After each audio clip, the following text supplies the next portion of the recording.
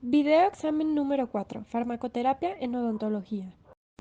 Ahora explicaré la farmacocinética, farmacodinamia, indicaciones, contraindicaciones, comportamiento de cada estructura química, dosis y uso en relación con la evolución de la infección odontógena de varios fármacos.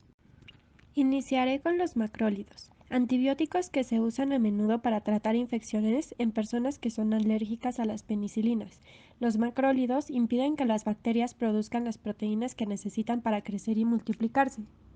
Los macrólidos se absorben poco por vía oral. La fludaxomicina se absorbe mínimamente y es activa solo en el ámbito local del tubo digestivo. Los alimentos tienen los siguientes efectos sobre la absorción de los macrólidos. Para algunos aumenta la absorción, para otros no tienen efecto y en otros reducen la absorción. Una vez absorbidos, los macrólidos tienen buena difusión en los líquidos corporales, excepto en el cefalorraquídeo, y se concentran en los fagocitos. La excreción es principalmente biliar. Ahora hablaré de la farmacodinamia en ellos. Iniciaré hablando del acceso de la biofase. Un elemento clave para el efecto de los macrólidos es su llegada y permanencia en la biofase interior del germen. A concentraciones adecuadas durante el tiempo suficiente, esto se logra en parte porque los macrólidos se concentran en los órganos ácidos y en parte porque son captados eficientemente por los microorganismos sensibles.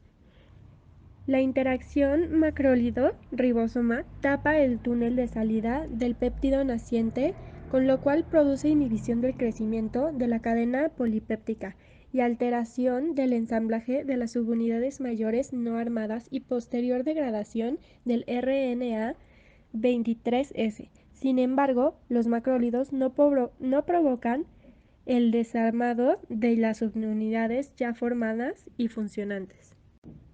Ahora hablaré de las indicaciones y contraindicaciones. Su principal indicación clínica es en el tratamiento empírico de las infecciones de vías respiratorias altas y bajas de intensidad leve o moderada, adquiridas en la comunidad, alternativa a los pacientes alérgicos a la penicilina e infecciones odontológicas. Sus contraindicaciones son en pacientes que han tenido reacciones alérgicas previa a ellos. La administración de los macrólidos con artemisol, cispradiol, pimcidin y terfenadina está contraindicada porque pueden producirse arritmias cardíacas potencialmente letales cuando la claritromicina o la eritromicina se administra con estos fármacos. Probablemente este efecto se debe a la inhibición del metabolismo de estos fármacos por la eritromicina y claritromicina. Los macrólidos son bases débiles, altamente liposolubles y por lo tanto poco solubles en agua, por lo que poseen buena absorción desde el intestino, amplia distribución en el cuerpo, capacidad para penetrar barreras celulares y excreción hepática más que renal. Se caracteriza por ser inestable en medios ácidos con el contenido gástrico, pH de 2. Otras características son el tamaño. Su estructura química consta de un anillo lactónico de gran tamaño. Actualmente se conocen más de 2000 compuestos en los que el tamaño del anillo varía desde 8 a 62 átomos. Y en cuanto a la capacidad de atravesar membranas gram positivas y gram negativas, esta atraviesa los cocos gram positivos como estreptococos beta hemolíticos del grupo A, neumococo y estafilococo, bacilos gram positivos, cocos gram negativos como el meningococos y bacilos gram negativos. La dosis varía dependiendo del tipo, pero está enlistada en la diapositiva. También es importante mencionar lo siguiente. Para la acitromicina no se requiere un ajuste de dosis en un paciente con insuficiencia renal. Para la eritromicina y en cierta medida la claritromicina actúan con varios fármacos que inhiben el metabolismo hepático y es menos probable que la acitromicina interactúe con otros fármacos. Su uso en relación con la evolución de infecciones odontógenas, pues fundamentalmente la eritromicina, espiramicina, claritromicina y acitromicina son antibióticos bacterianos que presentan una alta protección de resistencia a las bacterias más habitualmente de las infecciones odontógenas, por lo que no se considera de primer línea en este tipo de infecciones. De ellos, las acitromicinas es el mayor absorción oral, con una buena farmacocinética y más activo frente a las anaerobias gram negativos. La claritromicina es la que presenta una mayor actividad in vitro frente a los anaerobios facultativos gram positivos. No obstante, se considera un antibiótico en investigación, dado que varios factores no han sido establecidos. Las tetraciclinas son antibióticos bacteriostáticos que se unen a la subunidad 30S del ribosoma, por lo que inhiben la síntesis de proteínas bacterianas. En cuanto a su farmacocinética, entre el 60 y el 80% de la tetraciclina y menor al 90% de la doxiciclina y la minociclina se absorben después de la administración por vía oral. Sin embargo, la absorción disminuye en presencia de cationes metálicos, por ejemplo, aluminio, calcio, magnesio, hierro. Por ello, las tetraciclinas no pueden administrarse junto con preparaciones que contengan estas sustancias, por ejemplo, antiácidos, muchos suplementos de vitaminas y minerales. La tetraciclina y omadiciclina deben tomarse con abundante agua y con el estómago vacío. Los alimentos también disminuyen la absorción en otras tetraciclinas, pero este efecto es menos significativo para la doxiciclina y la minociclina. Las tetraciclinas penetran bien en la mayoría de los tejidos y líquidos corporales. Todas se concentran en la bilis no obstruida. Sin embargo, las concentraciones en el líquido cefalorraquídeo no son fiables desde el punto de vista terapéutico. La minociclina es la única tetraciclina que alcanza altas concentraciones en lágrimas y saliva. La tetraciclina y la minociclina se excretan principalmente en la orina. La doxiciclina y la erabiciclina se excretan principalmente en el tubo digestivo. En cuanto a la farmacodinamia, su mecanismo de acción que actúa sobre las células bacterianas mediante un proceso de transporte activo, una vez dentro de la célula, se une reversiblemente a la subunidad 30S del ribosoma, previniendo la unión del ARN e inhibiendo la síntesis de proteínas y, por tanto, el crecimiento de la célula, aunque la tetraciclina también inhibe la síntesis de proteínas de las células de mamíferos, permite una actividad selectiva en contra del organismo infectante.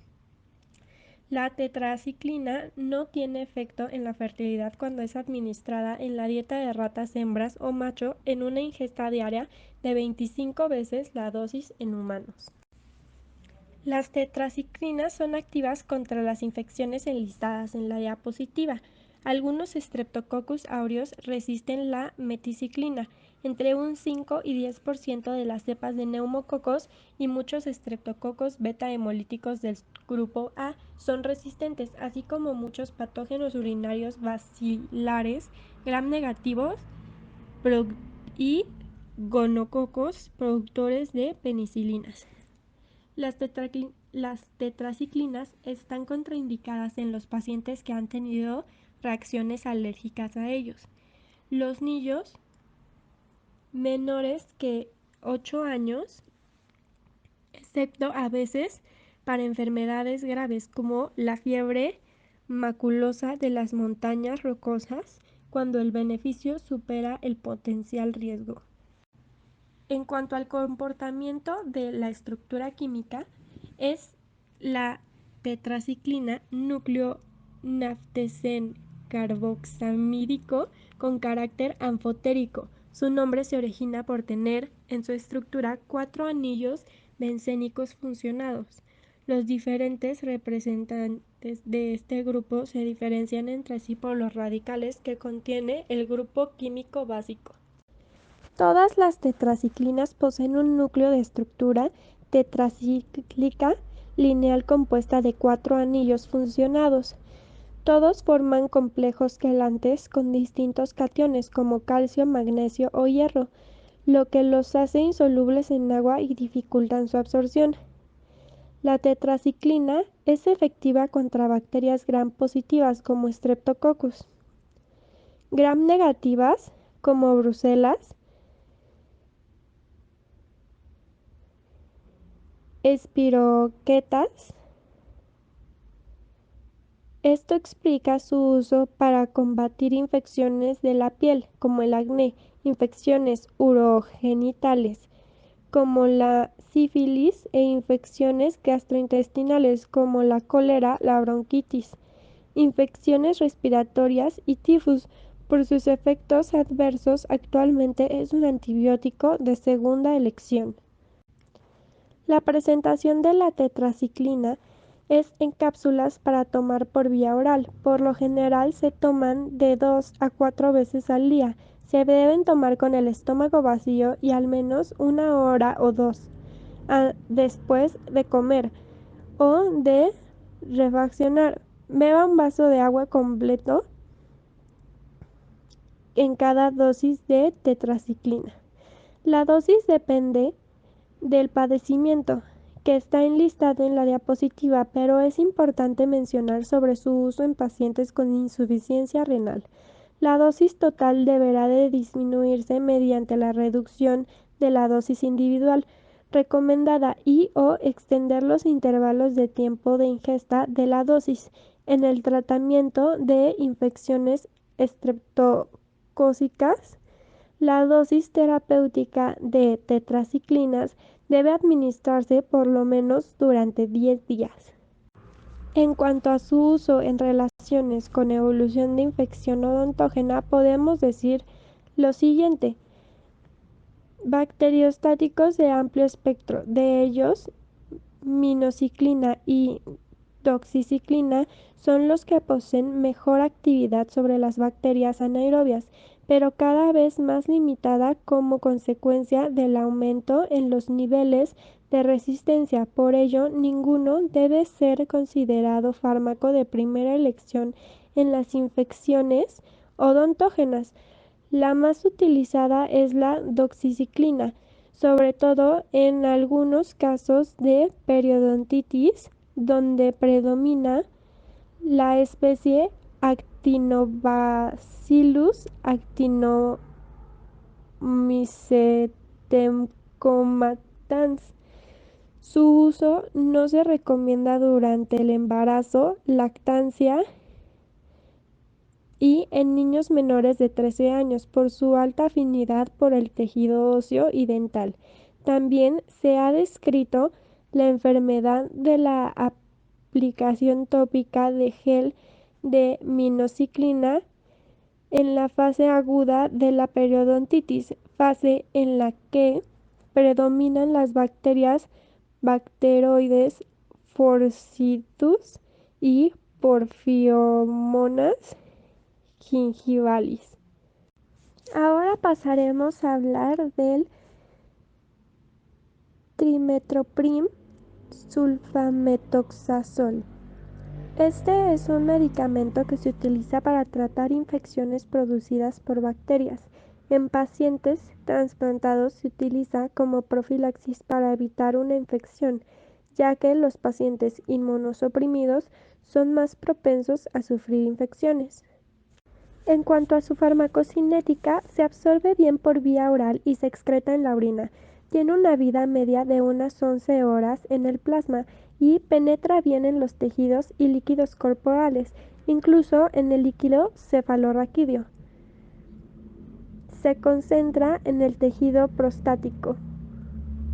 En cuanto a su farmacodinamia, su mecanismo de acción consiste en que los dos componentes interfieren con la síntesis bacteriana del ácido tetrahidrofólico, intermediario esencial para producción de ácidos nucleicos.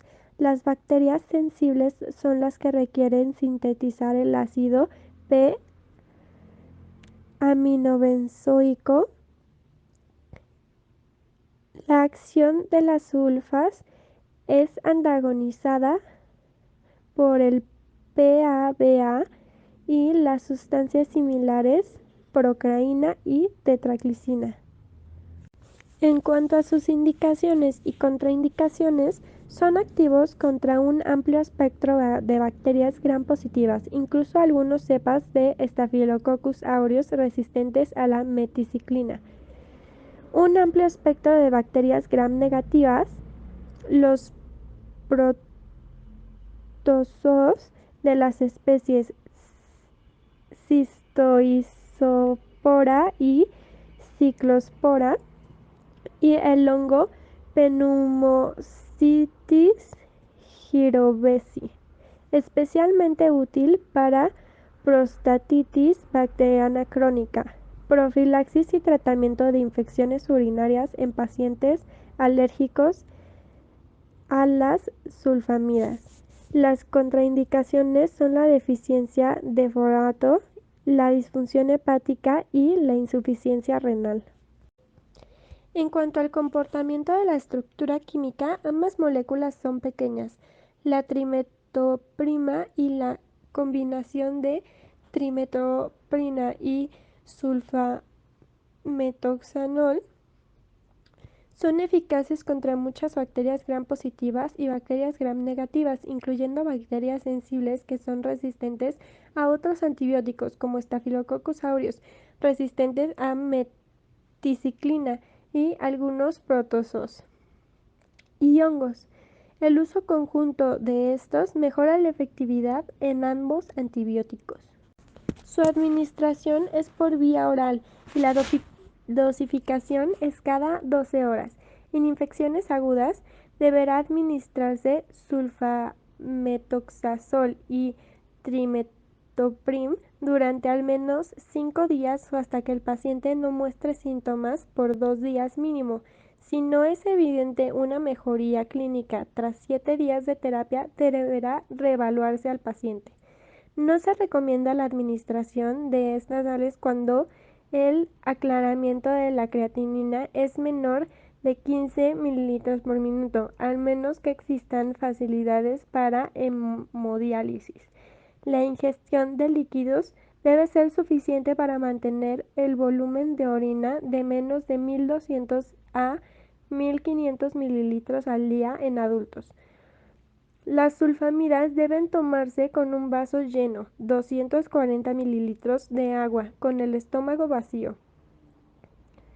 Bien 1 hora o 2 después de las comidas. En cuanto a su uso por infección odontógena, la combinación de trimetoprim y sulfametoxazol produce efectos sinérgicos. Sin embargo, en el área odontológica tiene poca o ninguna utilidad. Se menciona que hay un artículo en el cual se da a notar que solo el 1.8% de los odontólogos prescriben esta combinación. Lo más probable es porque los glicopéptidos se utilizan en la práctica hospitalaria cuando se identifica el microorganismo causal. Por ello pudo haber sido mencionado esta combinación en el área odontológica. Las quinolonas son antibióticos sintéticos utilizados para el tratamiento de amplio espectro de infecciones bacterianas, entre las cuales se incluyen infecciones de vías urinarias y respiratorias, del aparato genital y gastrointestinal, así como infecciones cutáneas, óseas y articulares. En cuanto a su farmacocinética, se absorben rápido y bien tras administración oral. Su biodisponibilidad es buena a excelente. En casi todos los casos superior al 50% y en algunos cercano al 100%. En la de administración vía oral e intravenosa, los valores en suero tras la administración oral son parecidos a los que se alcanzan tras la administración por vía venosa, lo que tiene como ventaja la posibilidad de uso en terapia secuencial. Varias se eliminan mayoritariamente por vía renal, otras por vías no renales y otras por ambas vías. Las fluoroquinolonas se excretan en parte por la pared intestinal, lo que explica su eficiencia su eficiencia en procesos diarreicos. En cuanto a la farmacocinética, los mecanismos mediante los cuales las quinolonas ejercen su acción son aún motivo de discusión. De manera general se acepta que las fluoroquinolonas penetran a través del canal acuoso de las proteínas, uniéndose a las tipoisomerasas bacterianas e inhibiéndolas. Son las enzimas que regulan el subenrollamiento y desenrollamiento del DNA bacteriano. Entre las indicaciones para el uso de las quinolonas se encuentran las siguientes: infección del tracto urinario no complicadas, principalmente cuando existe resistencia contra el tratamiento de primera línea. También las complicadas, prostatitis bacteriana crónica, infecciones de transmisión sexual e infecciones pélvicas. También se ha documentado su eficiencia para el manejo de infecciones cutáneas, osteoarticulares y del tracto gastrointestinal, como quimioprofilaxis en pacientes neuropénicos, posquirúrgicos y cirróticos con riesgo de desarrollar peritonitis bacteriana espontánea. Además, son consideradas como alternativa a los agentes de primera línea para el manejo de infecciones bacterianas del tracto respiratorio, como sinusitis, neumonía adquirida en la comunidad y bronquitis crónica complicada en pacientes inmunocomprometidos. Las contraindicaciones son hipersensibilidad a las quinolonas, embarazo, lactancia en niños y adolescentes menores de 18 años, excepto que el beneficio-riesgo lo justifique. Pacientes con arritmias, hipomagnesemia, insuficiencia hepática y o renal severas. En cuanto al comportamiento de estructura, todas las quinolonas se eliminan por vía hepática o renal. Las hidrofílicas como levofloxacina y ofloxacina se eliminan por el riñón, mientras que las lipofílicas como esparfloxacina, gatifloxacina, moxifloxacina lo hacen a través del hígado. Las quinolonas de uso clínico tienen una estructura formada por dos anillos con un nitrógeno en la posición 1, un grupo de carbonilo en posición 4 y un grupo carboxilo en posición 3. Frente a bacterias gram negativas también aumenta la potencia si en la posición 7 hay un grupo piperacínico, como lo es en la norfloxacino y ciprofloxacino, a un grupo metil piperacínico, como lo es el ofloxacino, levofloxacino, gatifloxacino. Además, sustituyentes metilo en el grupo piperacínico mejoran la biodisponibilidad oral. Los compuestos que llevan en la posición 7 un doble anillo derivado del anillo pirrolidónico aumentan su actividad sobre las bacterias gram positivas, como lo es moxifloxacino. Un grupo metoxi en la posición 8 mejora la actividad frente a anaerobios, como lo es en moxifloxacino y gatifloxacino. En cuanto a la dosis, en la tabla de la diapositiva se enlista. En general, la dosis para infección urinaria es de 250 a 500 miligramos cada 12 horas por 2 semanas, y para infecciones gastrointestinales de vías respiratorias, de huesos, entre otras, 500 miligramos cada 12 horas. Los antibióticos más utilizados en infecciones odontógenas son betalactámicos, macrólidos, tetraclinasas, metronidazol, clindamicina y por último fluoroquinolonas. El lefloxacino y moxifloxacino son menos rentables que otros antibióticos. Además, la resistencia de los Streptococcus viridans frente al levofloxacino es elevada, menor al 50%. Las fluoquinolonas no se deberían utilizar en estas infecciones. Se describe la dosis de los antibióticos, así como sus efectos secundarios más relevantes, como razones de ello.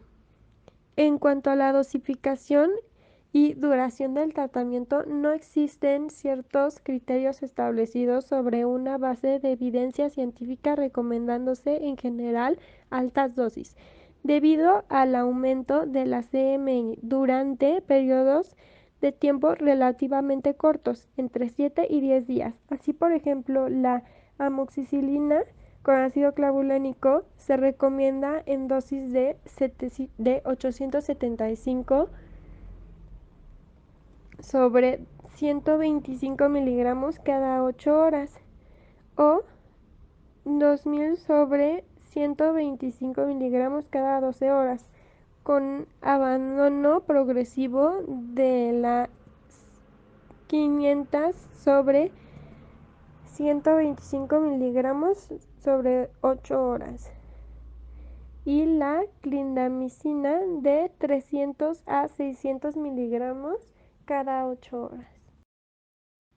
Ahora hablaré de las lincosamidas. En cuanto a su farmacocinética, presenta buena absorción por vía oral, entre 70 al 100%. Las concentraciones en el plasma se obtienen entre 2 y 4 horas. Se unen en diferentes grados a proteínas plasmáticas. Se distribuyen en los líquidos corporales y todos los tejidos del cuerpo. Atraviesan la placenta y pasan por la circulación fetal. Metabolismo principalmente hepático. Son eliminadas principalmente por la orina dentro de 24 horas en pocas cantidades por las heces, leche materna, bilis, etc. Y su semivida es de 6 a 12 horas. En cuanto a su farmacodinámica, actúan en la síntesis de proteínas bacterianas a nivel de la subunidad de 50S de los ribosomas bacterianos, específicamente inhibiendo la síntesis de proteínas al bloquear enzimas que actúan en la translocación de la cadena proteica, interfiriendo con la colocación adecuada del ARN, es decir, producen proteínas anómalas que no permiten que las bacterias se multipliquen, de ahí su efecto bacteriostático. Las bacterias que tienen resistencia a los macrólidos también lo son a la clindamicina y lincomicina, que son inactivas por metilasas y esteralasas, enzimas que producen estas bacterias. En cuanto a sus indicaciones y contraindicaciones, las indicaciones son infección por gram positivas en alérgicos a penicilina o cuando su uso es inadecuado, amigdalitis, faringitis, bronquitis, neumonía, furunculosis, antrax, abscesos de piel, acné, nódulo quístico o pustular, infección urinaria, otitis media, sinusitis, escarlatina, endocarditis bacteriana y osteomielitis. Sus contraindicaciones son antecedentes de hipersensibilidad a lincomicina o clindamicina y meningitis de recién nacidos o infección por monilas. Las lincosamidas no contienen el núcleo macrolactónico como los macrólidos, ya que están constituidas por un ácido aminado y un azúcar unidas por una amida. La clindamicina es un derivado de la lincomicina. La diferencia estriba en que por vía sintética se suprime el grupo OH y se sustituye por una molécula de cloro en la posición 7. Es un antibiótico de amplio espectro que incluye bacilos gram negativos y gram positivos, Staphylococcus Este antibiótico es activo contra cocos gram positivos, excepto estreptococos del grupo B. Para la lincomicina se administra en niños por vía oral a 30 a 60 miligramos por kilogramo por día en 3 tomas y en infecciones graves vía intravenosa o intramuscular de 10 a 20 miligramos por kilogramo por día cada 8 horas. Adultos en cápsulas de 500 miligramos cada 6 a 8 horas por 10 días. En el caso de la clindamicina, la dosis oral es de 10 a 25 miligramos por kilogramo por día divididos en 3 o 4 tomas. Parenteral es de 25 a 40 miligramos por kilogramo por día dividido en 3 o 4 tomas. Adultos, 600 miligramos por día en 4 tomas. Hay presentaciones tópicas en cremas para aplicación cutánea y vaginal. La administración intravenosa debe ser extremadamente lenta por el riesgo de hipotensión que en ocasiones es severa. Dentro de las lincomicinas, la clindamicina pertenece a una clase de ellos. La clindamicina sigue siendo el fármaco de elección en pacientes alérgicos a beta-lactámicos por su buena absorción, la baja incidencia de resistencia bacteriana y la alta concentración que alcanza el tejido óseo. Este antibiótico se muestra muy efectivo frente a anaerobios facultativos y estrictos, incluyendo las cepas productoras de betalactamasas. Alcanza altas concentraciones alveolares y actividad bactericida clínicamente se logra con la dosis habitualmente recomendada. Se recomienda para el tratamiento de infecciones odontogénicas graves o en casos en el que la penicilina haya fracasado. La clindamicina tópica en gel es útil en el tratamiento de la periodontitis en fase aguda y evita los efectos adversos asociados a la administración oral. Ahora pasaremos al cloranfenicol. En cuanto a la farmacocinética, la biodisponibilidad oral del cloranfenicol es del 80%, alcanzando el máximo plasmático a las 2 a 3 horas. Es ampliamente distribuido por todo el organismo, incluyendo el líquido cefalorraquídeo, hígado y riñones, pero especialmente en los fluidos ascítico y pleural. Atraviesa en cantidades importantes las barreras hematoencefálicas y placentaria. Se une en un 55% a las proteínas plasmáticas. Más del 80% de la dosis es metabolizada en el hígado, dando lugar a derivados glucurónidos biológicamente inactivos. Se elimina más del 90% de la dosis con la orina. El resto se elimina en forma de metabolitos sin actividad farmacológica. Su semivida de eliminación es de 3 a 4 horas, 7 horas en pacientes con insuficiencia renal grave y 11 horas en pacientes con insuficiencia hepática.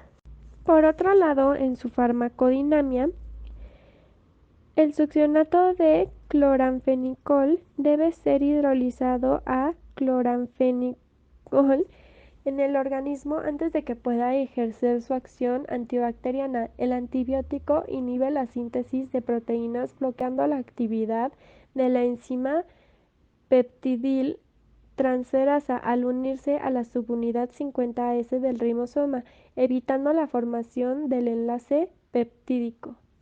El cloranfenicol está indicado en el tratamiento de fiebre tifoidea y paratifoidea, tosferina, brucelosis, rickettsiosis, infecciones broncopulmonares, infecciones quirúrgicas, tracoma y en algunas infecciones de los ojos y de sus anexos. En oftalmología está indicado para el tratamiento de las infecciones externas del ojo y o sus anexos que afectan párpados conjuntiva y o córnea causadas por microorganismos sensibles a los componentes de la fórmula, como conjuntivitis, blefaritis, queratitis, queratoconjuntivitis, blefaroconjuntivitis, etc. Está contraindicado su uso en personas con antecedentes de hipersensibilidad o antecedentes de reacciones tóxicos a este. El embarazo y la lactancia. No deberá utilizarse en padecimientos triviales que puedan ser tratados con otros medicamentos, ni como agente profiláctico, ni con pacientes con insuficiencia hepática. El cloranfenicol es estable en soluciones neutras y ácidas, pero al llegar al pH 10 el fármaco es inactivado. Es moderadamente soluble en agua, más soluble en alcohol y éter. Además, debido a que la molécula es pequeña con características poco polares, este antibiótico es capaz de difundir a través de las células eucariotas y paredes de células procariotas. De hecho, la solubilidad lipídica de este antibiótico es la que permite que penetre bien dentro del cerebro, razón por la que sus potencialidades se aumentan para tratar infecciones en estos sitios donde otros antibióticos no podrían llegar a producir los efectos deseados. Debido a que la molécula de cloranfenicol es pequeña y con características poco polares, representa una alternativa para el tratamiento de infecciones localizadas en sitios de difícil acceso como lo es el cerebro. Es un antibiótico de amplio espectro, altamente efectivo contra la mayoría de bacterias gram positivas y gram negativas, así como la mayoría de anaerobios, incluyendo anaerobios obligados. Mycoplasma rickettsia y espiroquetas. Antibiótico bacteriostático del grupo de los afenicoles, que puede ser eventualmente bactericida frente a bacterias causantes de meningitis. Actúa por interferencia de la síntesis proteica bacteriana. Presenta una acción especialmente marcada sobre bacterias gram negativas anaerobias y cocos y bacilos, gram positivas anaerobias y aerobias y anaerobias. También es efectivo frente a espiroquetas, clamidias y micoplasmas. En adultos y niños mayores a 2 semanas, la dosis usual es de 12,5 miligramos por kilogramo por cada 6 horas, dosis máxima de 4 gramos al día. Niños prematuros nacidos a término o menores de 2 semanas, dosis usuales son 6,25 miligramos por kilogramo cada 6 horas. En insuficiencia renal y o hepática, se aconseja reducir la dosis a la mitad cuando se administra por vía parenteral, dado que la semivida plasmática aumenta considerablemente en pacientes con insuficiencia renal y hepática conjunta. Se deberá ajustar la dosis en función de los niveles plásmidos del antibiótico, que deberá mantenerse entre 5 y 20. En pacientes cirróticos se debe reducir la dosis en un 66%. En cuanto a su uso en infecciones odontogénicas, está indicado como tratamiento para celulitis grave, por lo que por lo general empieza en el espacio submaxilar y secundariamente afecta también a los espacios sublinguales y submental. La principal fuente de infección es un molar mandibular afectado, ya sea en las regiones periapicales o periodontal, pero también puede provenir de una lesión penetrante del suelo de la boca ocasionada por herida por proyectil de arma de fuego o una herida por arma blanca o por osteomielitis secundaria a fractura mandibular compuesta. Ahora pasaremos a hablar del metronidazol. En cuanto a su farmacocinética, presenta una amplia distribución en los tejidos y fluidos orgánicos, alcanzando concentraciones elevadas en la saliva, abscesos cerebrales y hepáticos, líquido pleural, pared intestinal, ascitis prostática y testículos. Existen contraindicaciones menores en hueso y semen. Se difunde a través de la barrera hematoencefálica, aún en ausencia de inflamación meningea. También se difunde a través de la placenta, aunque las concentraciones fetales y el líquido amniótico son significativamente menores que las plasmáticas. Su tasa de unión a proteínas plasmáticas es del 10 al 15%. Solo el 50% de la dosis es metabolizada principalmente en el hígado, usualmente por reacciones de oxidación, siendo los principales metabolitos el derivado hidroxilado y derivado del ácido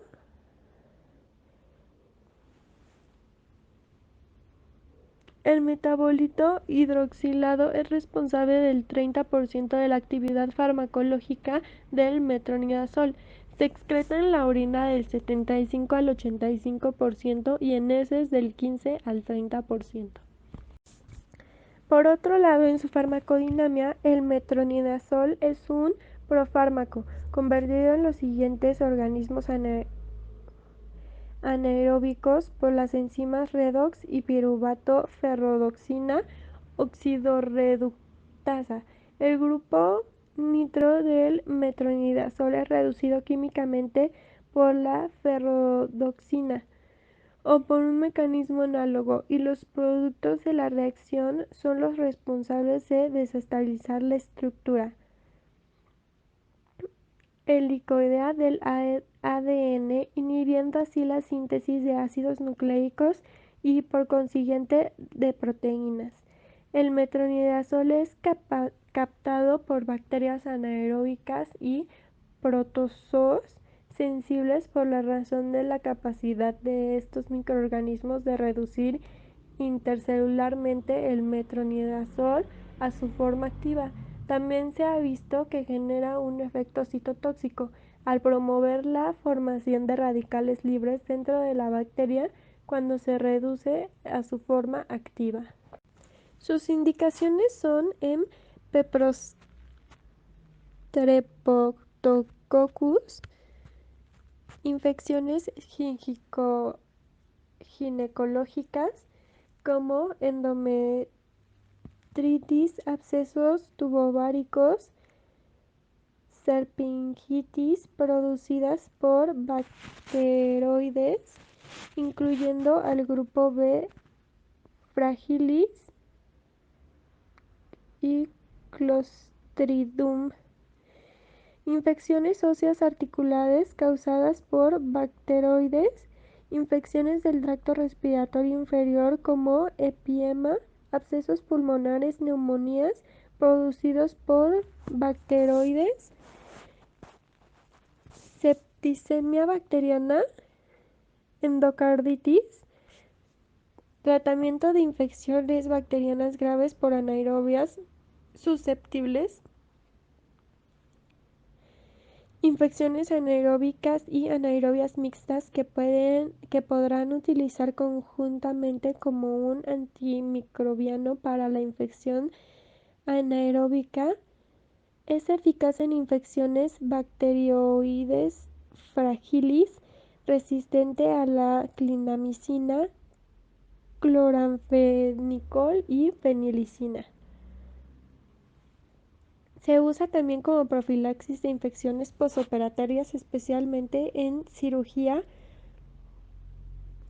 colorectal o contaminada. Sus contraindicaciones son hipersensibilidad a los compuestos imidazol, primer trimestre del embarazo y antecedentes de discrasias sanguíneas.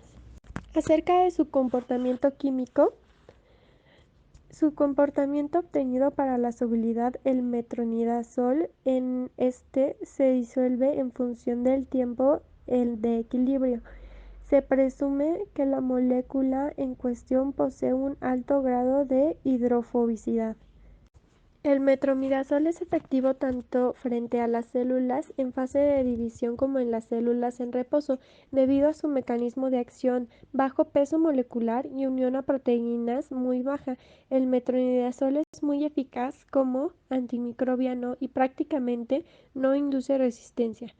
Metronidazol ha demostrado ser efectivo frente a los siguientes microorganismos gram positivos anaerobios como Clostridium Eubacterium, Peptococcus niger y Peptostreptococcus. Gram negativos anaerobios como grupo de Vectoroides fragilis y Fosbacterium. Microorganismos resistentes a metronidazol son Propionibacterium y Actinomyces. Se han descrito resistencias a metronidazol en especies sensibles como Bacteroides fragilis y otros bacteroides, y resistencias cruzadas a otros nitroimidazoles. En cuanto a la dosis, la parenteral para el tratamiento de infecciones por anaerobios se recomienda iniciar con una dosis de carga de 15 miligramos por kilogramo vía intravenosa administrada durante una hora. La dosis de mantenimiento debe ser de 7.5 miligramos por kilogramo vía intravenosa administrada durante una hora cada 6 horas. Para la profilaxis quirúrgica se puede utilizar una dosis de 15 miligramos por kilogramo vía intravenosa administrados durante una hora y terminando la infusión una hora antes de la cirugía, seguidos de 7.5 miligramos por kilogramo administrados durante 30 a 60 minutos, 6 y 12 horas después del procedimiento. En cuanto a su uso en relación con evolución de infección odontógena, el fármaco bactericida muy efectivo frente a las bacterias anaerobias gram negativas y espiroquetas, pero con escasa actividad frente a cocos gram positivos, anaerobios y aerobios orales. Puede ser de elección en la gingivitis ulcerativa necrosante, en la enfermedad periodontal crónica y en la angina de Vincent. No se recomienda su empleo durante el embarazo. Suele administrarse asociado con otros antibióticos activos frente a bacterias aerobias gram positivas como penicilina, amoxicilina con ácido clavulánico y espiramicina. Continuamos con los aminoglucósidos, que son un recurso clásico dentro del arsenal antimicrobiano.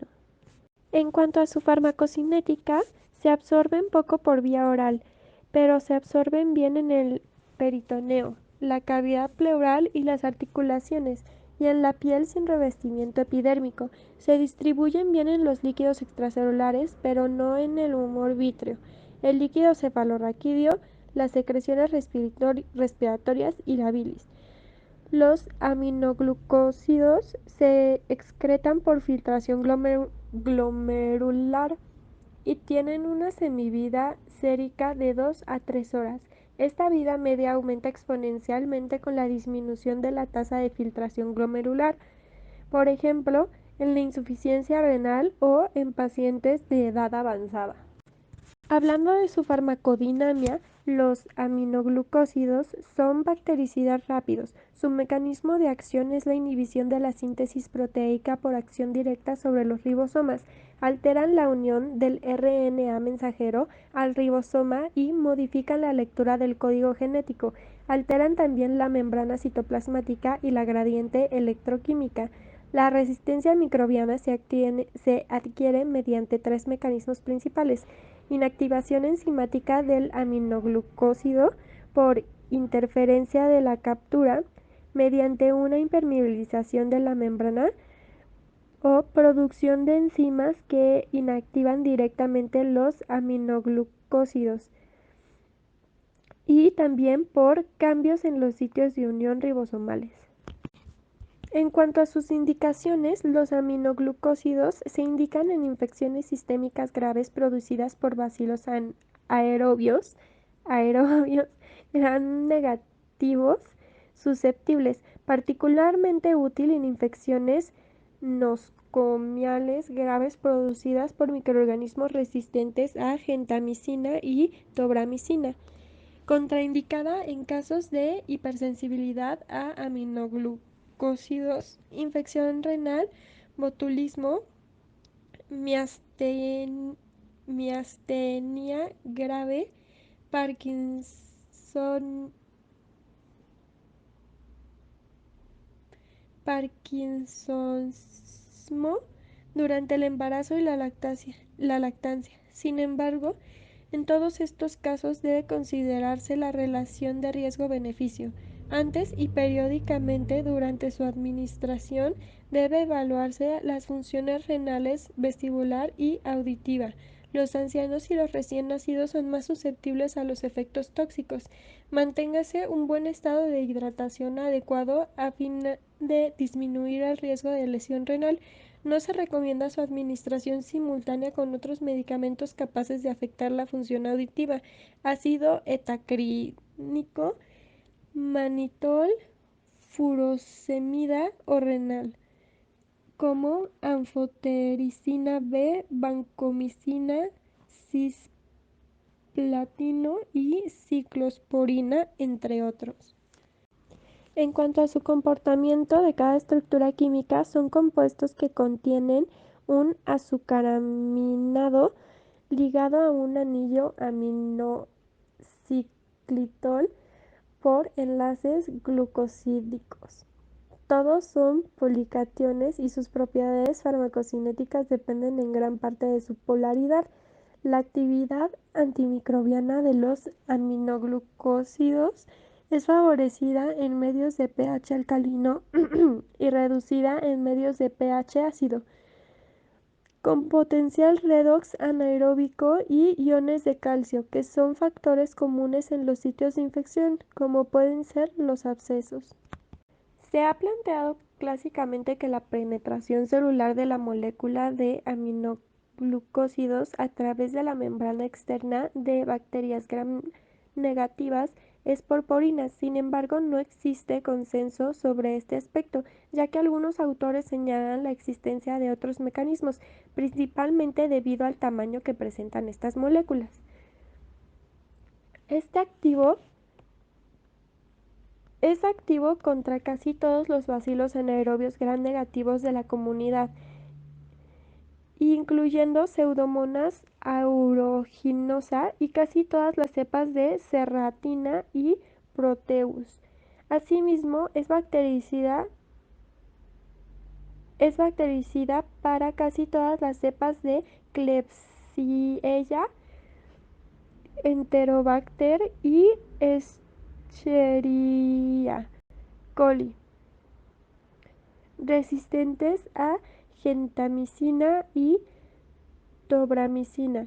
Son menos susceptibles a las cepas de Acinetobacter, Providencia, Flavobacter y Pseudomonas que no sean aeruginosas.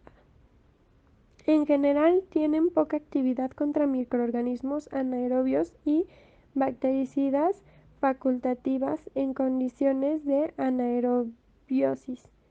Su acción contra las bacterias gram positivas es limitada. Con respecto a su dosis, los aminoglucósidos generalmente se administran por vía intravenosa, pero se pueden administrar por vía intramuscular si no se puede asegurar un acceso intravenoso. En pacientes con función renal normal, la dosis una vez al día es 5 miligramos por kilogramo o 7 miligramos por kilogramo si los pacientes están críticamente enfermos cada 24 horas. Hablando de su uso en relación con evolución de infecciones odontógenas, en el caso de una adenitis cervicofaciales agudas inespecíficas en la cual un ganglio aumenta de volumen y se vuelve doloroso e impide los movimientos del cuello. Por palpitación, la piel que recubre este nódulo doloroso se presenta roja, caliente y discretamente infiltrada, aunque la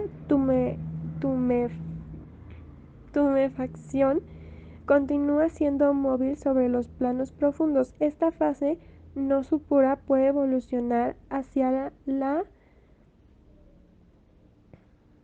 resolución hacia la resolución. De no ocurrir, el dolor se vuelve pulsátil y se agrava en los signos generales. Localmente, el ganglio se fija, la piel se enrojece, el centro del ganglio se reblandece, se vuelve fluctuante y queda limitada en la periferia por una reacción inflamatoria de periadenitis. En ausencia de drenaje, punción o inserción, la evolución conduce a la fistulización. Se utiliza como tratamiento penicilina o cefalosporina con aminoglucósidos. Ahora pasaremos a hablar de los antimicóticos. Toda sustancia que tiene la capacidad de evitar el crecimiento de algunos tipos de hongos o incluso de provocar su muerte. Ahora hablaré de la farmacodinamia, empezando porque las levaduras son eucariontes, por lo tanto se diferencian mucho de las bacterias en cuanto a su estructura, la que presenta varios sitios donde pueden actuar los antimicóticos. En la mayoría de los casos, el fármaco antimicótico actúa en la membrana citoplasmática del hongo, específicamente en la síntesis del ergosterol. Esto ocurre, por ejemplo, con la familia de los polienos, a la que pertenece la anfotericina B y nistatina, y con la familia de azoles, que son los fármacos más utilizados en clínica. La familia de las alilaminas, entre las cuales destacan la terbinafina, también bloquea la síntesis del ergosterol. Hablando del sitio de acción de los antifúngicos, el ergosterol es un componente lipídico de la membrana sobre la cual actúa la mayoría de los fármacos antimicóticos. Es el esterol el que predomina en las células fúngicas y, entre sus funciones, da fluidez e integridad a la membrana, permite la función apropiada de muchas enzimas unidas a ella y favorece la función de la quinina sintetasa, permite el crecimiento y división celular. Las levaduras y los hongos filamentosos presentan generalmente emanaciones o células hijas, por lo que es preciso que la membrana sea bastante dinámica. La síntesis del ergosterol, cuyo precursor es el escualeno, está compuesta por una serie de etapas. La vía de la biosíntesis del ergosterol a partir del escualeno es que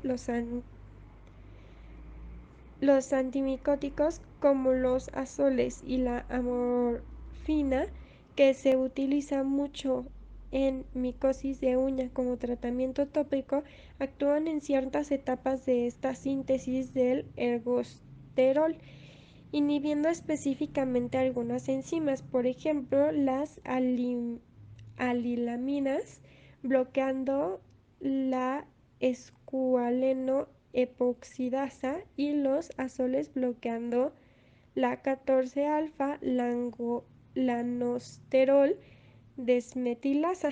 Estas enzimas son codificadas por una familia de genes que pueden mutar y generar una resistencia secundaria a los antimicóticos. La pared celular es otro sitio de acción importante. Es una estructura muy compuesta en 90% por polisacáridos y en 10 a 20% por lípidos y glucoproteínas. Del punto de vista morfológico, determina las distintas formas que tienen los hongos. Además le permite interactuar con el ambiente y protege a este contra la lisis osmótica. Es un sitio de unión para enzimas y tiene propiedades antigénicas que son aprovechadas para realizar diagnósticos. Ahora mencionaré brevemente algunos ejemplos de antimicóticos que se utilizan en la clínica. La nistatina se utiliza para tratar ciertas infecciones micóticas de la parte interior de la boca, del recubrimiento del estómago e intestinos. La nistatina pertenece a una clase de medicamentos antimicóticos llamados poliénicos. Su acción consiste en detener el crecimiento de los hongos que ocasiona la infección.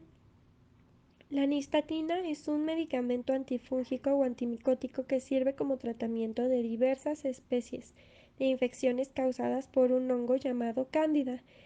Este medicamento puede adquirirse en farmacias y droguerías en varias presentaciones como óvulos vaginales, suspensión oral, cremas vaginales o pomadas dermatológicas. La suspensión oral de nistatina debe usarse después de haberse lavado los dientes, de la higiene de la boca en bebés y niños o de la limpieza de la prótesis dental. Para medir la cantidad correcta de dosis debe utilizarse el medidor que viene con el frasco de la suspensión oral de la nistatina. La dosis de nistatina en suspensión oral varía de acuerdo a la edad e incluye bebés prematuros o niños con bajo peso. La dosis es de 1 mililitro de suspensión oral 4 veces al día, es decir, una dosis cada 6 horas. Bebés durante la lactancia, la dosis recomendada es de 1 a 2 mililitros de suspensión oral 4 veces al día, es decir, 6 horas. Se debe evitar amamantar al bebé por lo menos 5 minutos después de la dosis de la nistatina. Niño y adulto.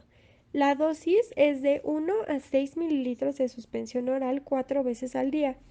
Se debe hacer buches con la suspensión oral de nistatina por el mayor tiempo posible antes de deglutirlo.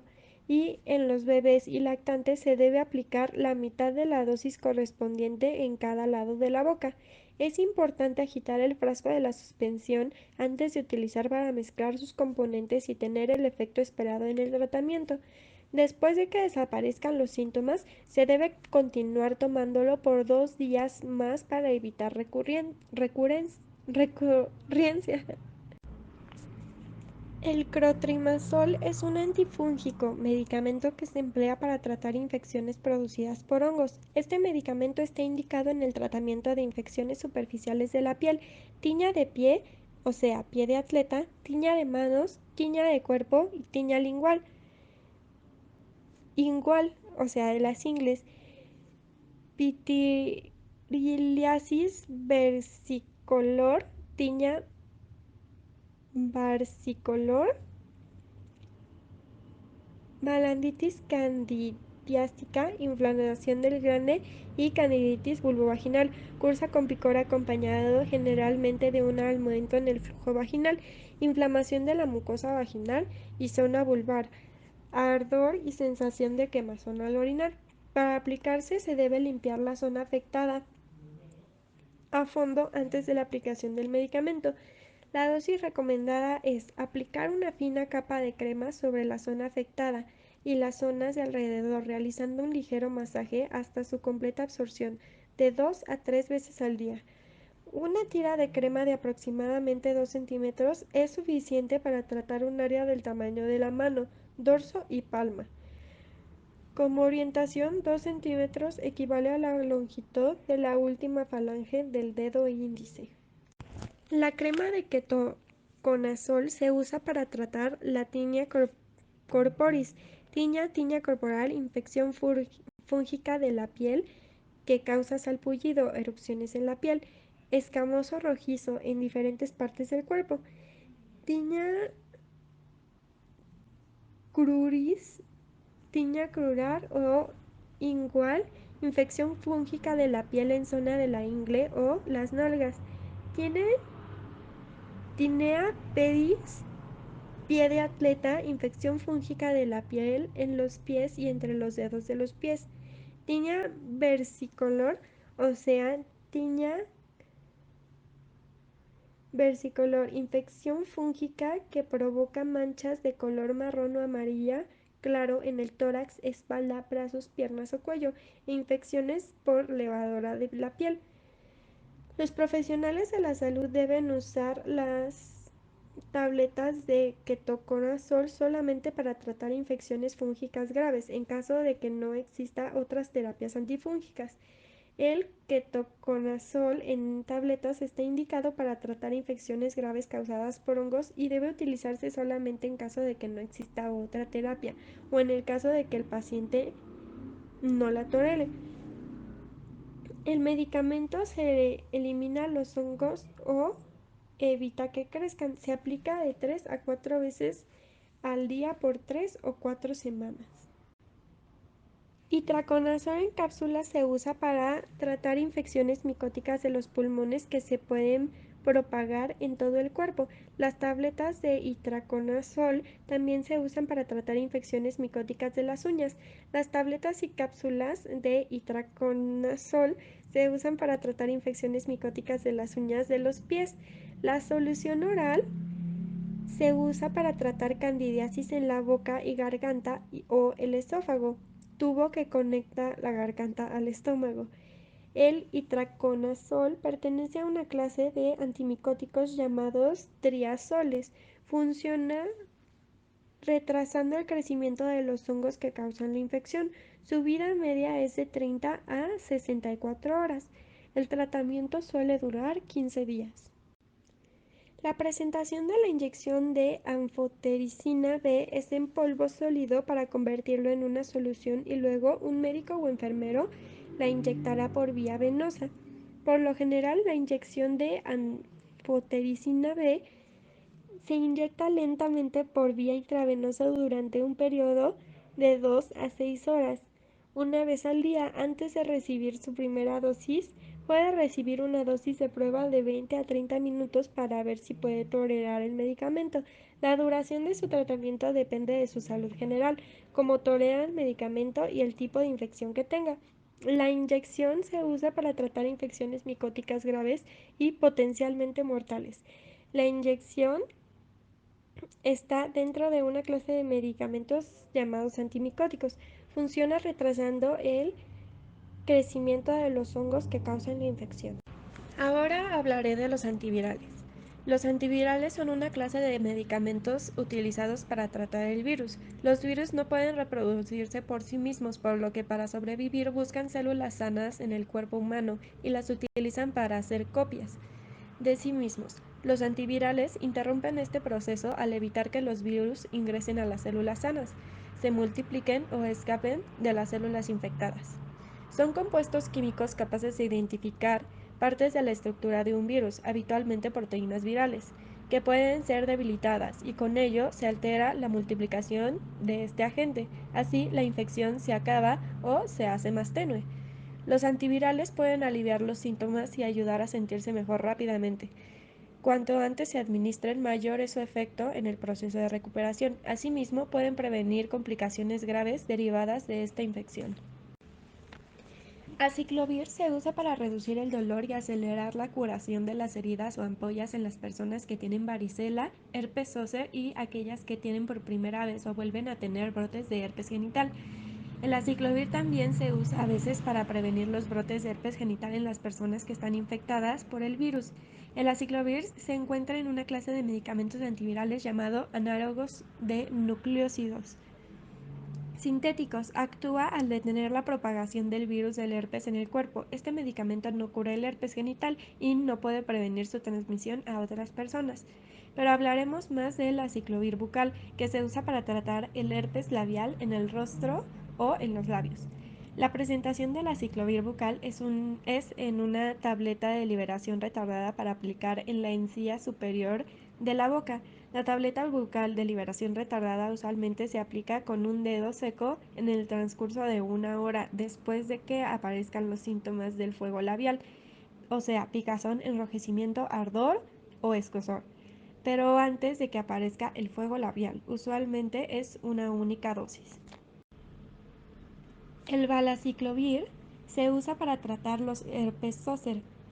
Y genitales. No cura las infecciones producidas por el herpes, pero reduce el dolor y picazón, ayuda a sanar las heridas e impide que vuelvan a desarrollarse.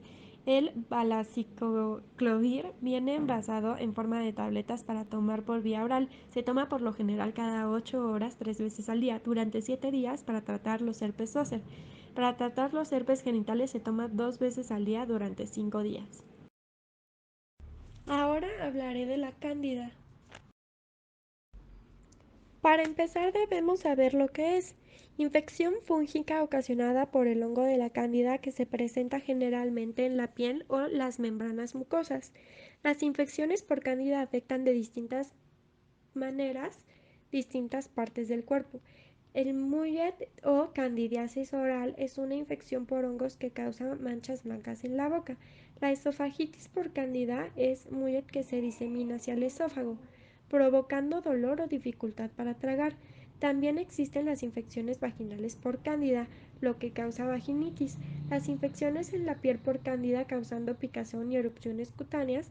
La candidiasis en la sangre puede poner en peligro la vida. Ahora hablaré de candidiasis oral. En circunstancias normales no nos produce ninguna enfermedad. Ello se debe a que nuestras propias defensas y las bacterias que también viven en nuestra boca y aparato digestivo impiden su crecimiento exagerado. Sin embargo, en ciertas circunstancias caracterizadas por bajas de las defensas o por alteraciones del equilibrio de la flora bacteriana se puede producir una infección. Estas circunstancias pueden ser de recién nacidos que todavía no han desarrollado su sistema de defensa, bajada de las defensas, o sea, inmunodepresión, como consecuencia de infección por el VIH, de un cáncer, del tratamiento de quimioterapia, de alguna enfermedad congénita, etc. Tratamiento prolongado con corticoides administrados para tratar el asma o la EPOC. Tratamientos prolongados con antibióticos que destruyen la flora bacteriana, lo que permite el crecimiento de los hongos. Utilización de prótesis dentales junto con mala higiene oral. Desnutrición y algunas enfermedades crónicas como la diabetes. Se considera que la forma pseudomembranosa de la cándida es la forma clásica de la candidiasis, aunque no es la variante más frecuente. El signo más típico consiste en la presencia de una placa blanda entre blanca y amarillenta, desprendible o eliminable con una gasa, con un aspecto que recuerda a la leche coagulada, dejando una zona eritematosa, erosionada o ulcerada, en ocasiones dolorosa. Las mucosas pueden estar afectadas en un grado variable. Las zonas subyacentes a la placa suelen mostrar inicialmente signos inflamatorios. En general, las zonas adyacentes no están alteradas. Al desprender las placas se pueden producir una hemorragia leve. La forma eritematosa es la variante más frecuente. Aparece a menudo de forma concomitante en una infección por VIH o después de la administración de antibióticos. El signo característico es la presencia de zonas de mucosa de color rojo brillante y tamaño variable que puede provocar una sensación de quemazón o dolor. La forma eritematosa es la única variante de la candidiasis asociada con el dolor. Se logra principalmente en la lengua, ausencia de papilas filiformes, en el paladar y la mucosa yugal. El término forma atrófica se utiliza sobre todo en relación con lesiones linguales. La cándida hiperplásica se trata de una forma más bien rara que se caracteriza por alteraciones de color blanco en forma de placas en las que se concentran las hifas de cándida. Se confunde frecuentemente con la leucoplasia. La respuesta de un tratamiento antimicótico sugiere un diagnóstico de infección candidiásica. Se localiza sobre todo en la zona retromisular de las mejillas. Las lesiones blanquecinas no son desprendibles. El tabaquismo es un factor etiológico importante en esta forma de candidiasis. Se observa con frecuencia en combinación con quelitis angular. Existe el riesgo de malignización. No se sabe con certeza la forma hiperplásica crónica es provocada por la cándida o si se trata de una lesión queratóxica con una sobreinfección secundaria por cándida. Ahora hablaremos de las alteraciones asociadas a cándida. Primero está la quelitis angular. En los adultos, la quelitis angular se debe sobre todo a una infección por hongos, mientras que en los niños el microorganismo causal suele ser cocos. La infección se ve favorecida por la formación de pliegues como resultado de una pérdida de dimensión vertical, edentulismo, relación vertical reducida, que a su vez provoca una mayor humectación de la piel. Otros factores como un hipovitaminosis o una ferropenia también puede desempeñar un papel destacado. El cuadro se caracteriza por la presencia de fisuras rojas brillantes, habitualmente bilaterales, que se originan en las comisuras bucales. Con frecuencia, pero no siempre, se detectan otros signos de candidiasis. La quelitis angular se observa con frecuencia en relación con una candidiasis atrófica crónica. La identificación de cándida permite asignar las lesiones de muchas formas de estomatitis protésica, algunos de los tipos histológicos caracterizados asociados a la cándida. En la mayoría de los casos se trata de una candidiasis atrófica crónica. La mucosa cubierta por la prótesis ofrece un aspecto eritematoso. Se distinguen tres tipos. Newton tipo 1, inflamación circunscrita, hipermias puntiformes. Newton tipo 2, eritema difuso. Y Newton tipo 3, mucosa hipérmica con superficie granular o nodular. El signo característico de la glositis romboidal media es una zona de papilada situada en la parte media de la transición entre el segundo y tercer tercio de la lengua. Esta lesión lingual se clasifica actualmente como una candidiasis crónica atrófica localizada. Ahora hablaremos de otros temas acerca de los fármacos en general y temas vistos en el módulo. ¿Por qué no funciona el aciclovir en influenza? Aciclovir es un análogo sintético del nucleósido purínico con actividad inhibitoria in vitro e in vivo frente a los virus del herpes humano. La idea general detrás del diseño de los antivirales modernos es identificar las proteínas virales que pueden ser debilitadas. Estos objetivos deberán ser generalmente distintas proteínas o partes de proteínas en los humanos para reducir la posibilidad de los efectos secundarios.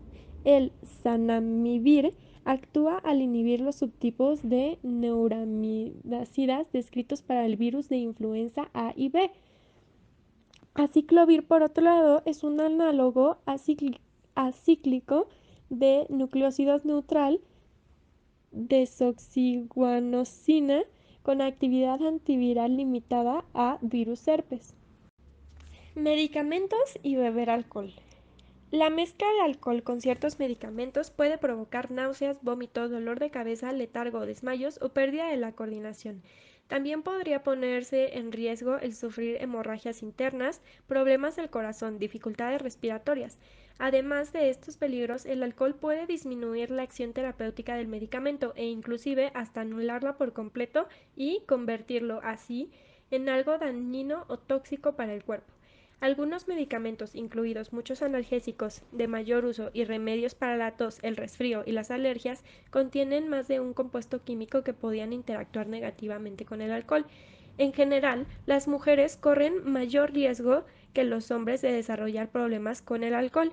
Cuando una mujer bebe, el nivel de alcohol en la sangre alcanza normalmente valores más altos, aun cuando ambos hayan ingerido igual cantidad.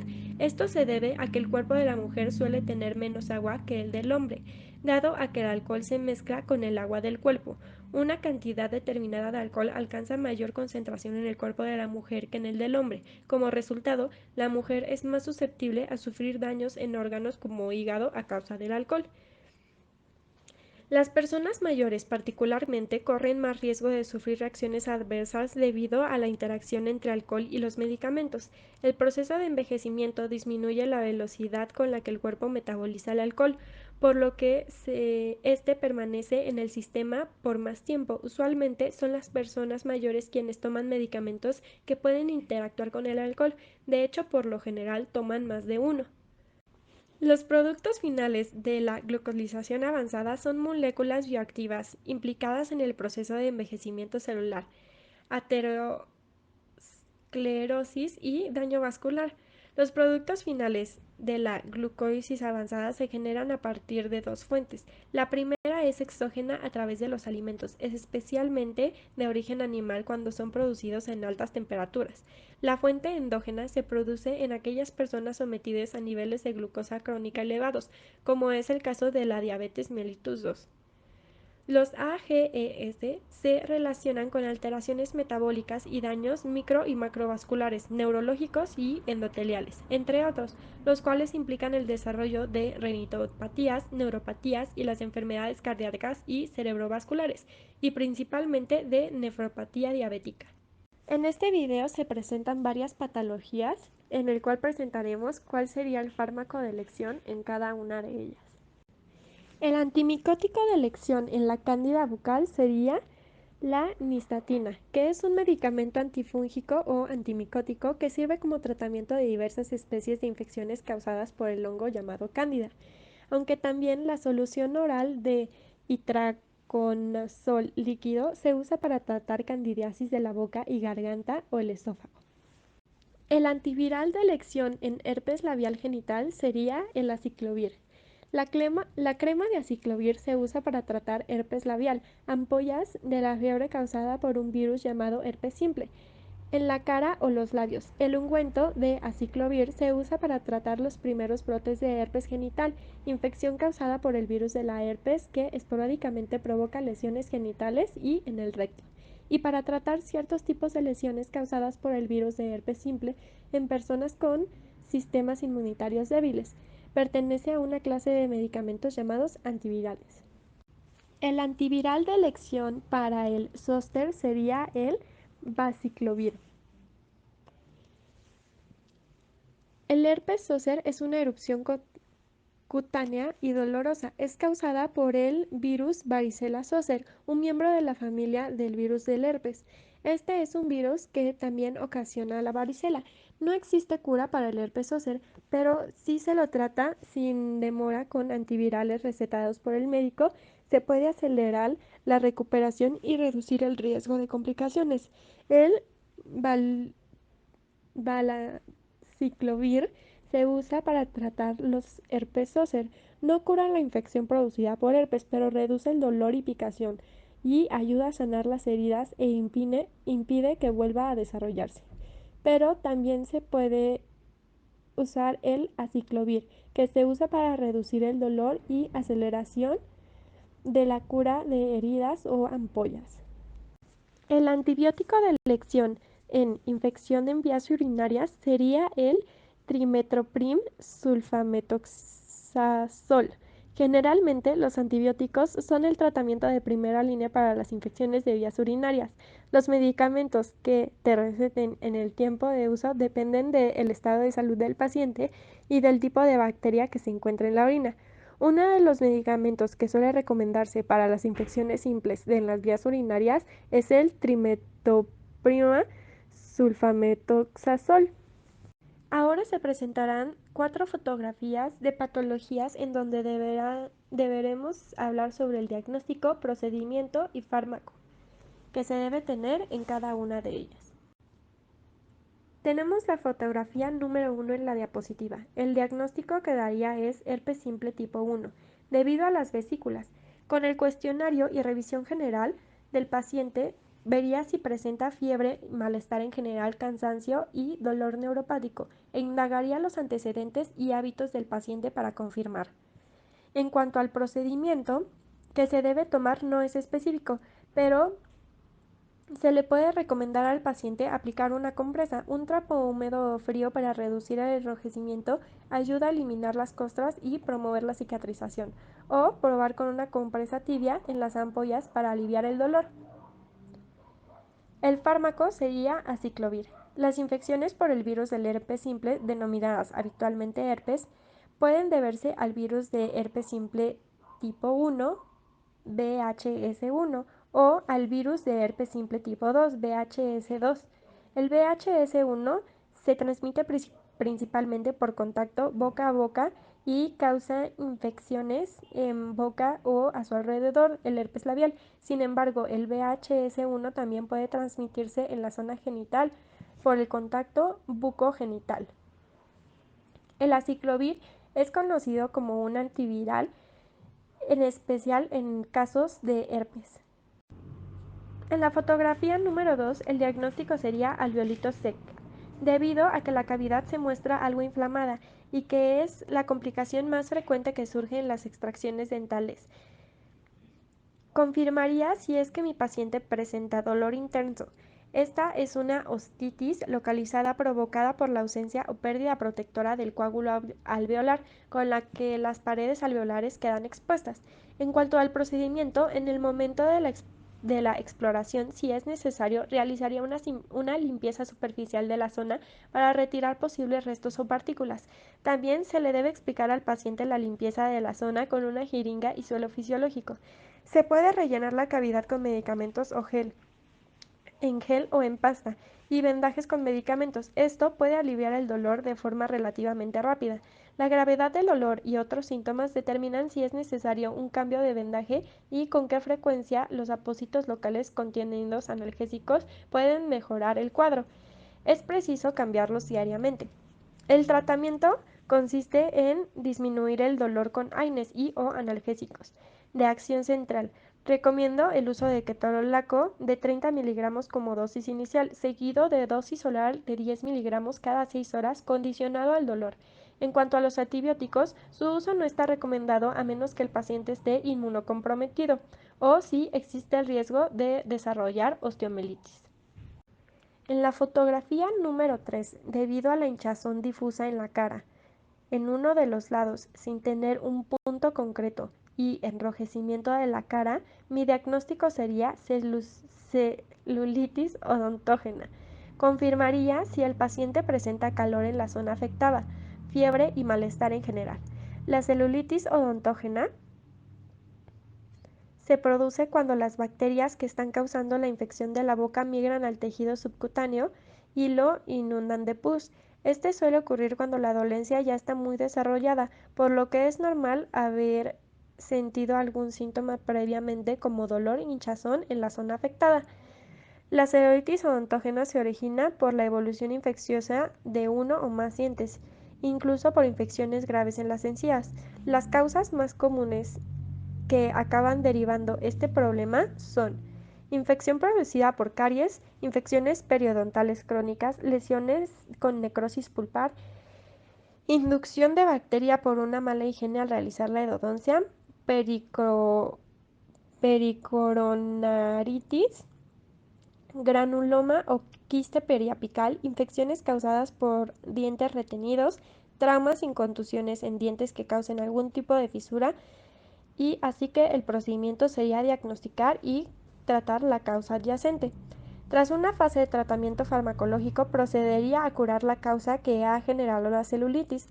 Si se trata de una caries, se valoraría un tratamiento de conductos, endodoncia o incluso la extracción de la pieza, ya que al llegar a estos extremos el diente suele estar muy afectado.